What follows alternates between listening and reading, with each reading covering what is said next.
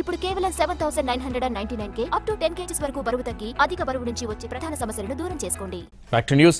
Janwada farm house కేసులో హైడ్రా విధి విధానాలపై కీలక ఆదేశాలు ఇచ్చింది తెలంగాణ హైకోర్టు. ఏ ప్రాతిపదికను హైడ్రాను ఏర్పాటు చేశారో చెప్పాలని ప్రభుత్వాన్ని ప్రశ్నించింది. జీవో 99లోని నిబంధనల ప్రకారమే హైడ్రా నడుచుకోవాలని ఆదేశించింది. అన్ని డాక్యుమెంట్లు పరిశీలించిన తర్వాతే చర్యలు తీసుకోవాలని స్పష్టం చేసింది హైకోర్టు.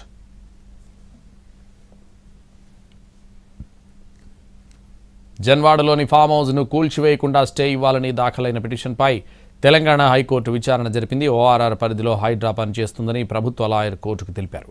ప్రభుత్వ భూములు, చెరువులు, నాలాల పరిరక్షణ మాత్రమే హైడ్రా విధి అని చెప్పారు. జీహెచ్ఎంసీతో కలిసి హైడ్రా పనిచేస్తుందన్నారు. తనిఖీల కోసమే జన్వాడ ఫామ్ హౌస్కు హైడ్రా వెళ్లిందని చెప్పారు. అయితే హైడ్రా పరిమితులు, అధికారాలేంటో చెప్పాలని ఆదేశించింది హైకోర్టు.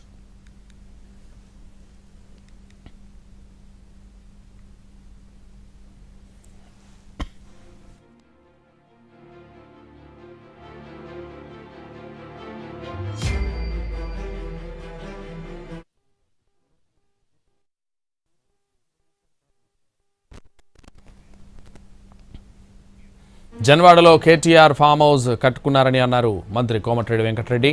ఆ ఫామ్ హౌస్ తాను చూసొచ్చానన్నారు. ఆనాడు పీసీసీ అధ్యక్షుడు వెళ్లి డ్రోన్ ఎగరేస్తే కేసు పెట్టారన్నారు కోమటిరెడ్డి. ఇప్పుడు ఫామ్ హౌస్ లేదని ఆయన చెప్తే నమ్మేవాళ్ళు ఎవరు లేరన్నారు.